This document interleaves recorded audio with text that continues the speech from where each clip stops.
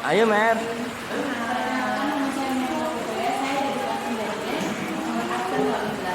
Di sini saya akan menceritakan kembali yang telah diceritakan oleh Justitia Agus Angelia, di mana berjudul Maling Gudang.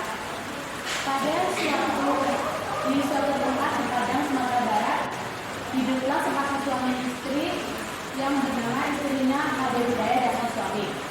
Mereka telah hidup bersama selama bertahun-tahun, tetapi mereka belum dikaruniai seorang anak. Lalu setelah beberapa tahun kemudian, Made Hidayah dikaruniai seorang anak laki-laki bernama Maling Gudang. Lalu berjalannya waktu, Maling Gudang pun bertumbuh dengan dewasa. Lalu sang suami meminta izin seperti biasa untuk berangkat mencari nafkah ke negeri seberang. Lalu kali ini dengan berat hati, Made Hidayah merasa sangat sedih untuk melepaskan sang suami. Dengan berat hati, lalu Made Hidayah mengizinkan sang suami untuk berangkat ke negeri seberang.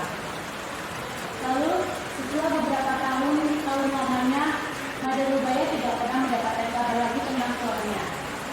Dan sekarang yang menjadi tulang punggung keluarganya hanyalah Made Hidayah saja yang bekerja mengelilingi desa berjualan nasi. Lalu suatu hari, Maling Gudang duduk di tepian pantai dan melihat betapa sedihnya diriku hidup di sini, sedangkan di luar sana banyak saudara-saudara kaya yang hidup dengan tenang. Lalu suatu hari di pagi hari, Maling Gudang minta izin kepada ibunya, Made Hidayah, untuk pergi berangkat ke negeri seberang untuk mencari uang yang banyak agar mengubah kehidupan mereka. Lalu Made Hidayah masih sangat berat hati karena akan melepaskan anaknya seperti melepaskan suaminya.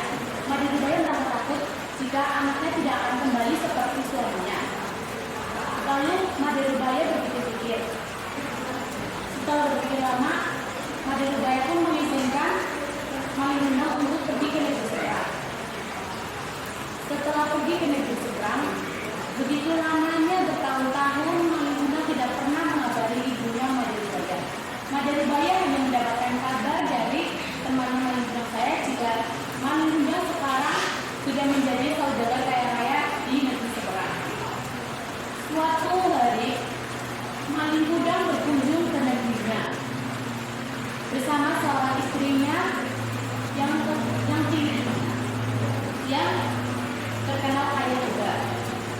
Mereka berhenti di sebuah pantai, di sebuah pedesaan. Setelah mendengar itu, Made Hidayah pun merasa senang karena anaknya yang telah ia rindukan selama bertahun-tahun telah kembali. Dia pun dijemput oleh teman Maling Gudang untuk pergi ke tepian pantai. Lalu Made Hidayah memeluk sang anak dengan erat. Tetapi sayangnya Maling Gudang tidak mengenali ibunya itu. Maling Gudang malah hanya berkata, "Kau siapa? Kau bukan ibuku." Lalu Made Hidayah berkata, "Anakku, aku sudah kangen kepadamu. Kenapa engkau seperti ini kepadaku?" Lalu Maling Gudang pun berkata, "Kau bukan ibuku. Aku tidak mempunyai ibu yang berpakaian kelantang-kelantang dan musuh sepertimu dan yang sudah tua." Begitu sakit hatinya Made Hidayah mendengar perkataan anaknya itu.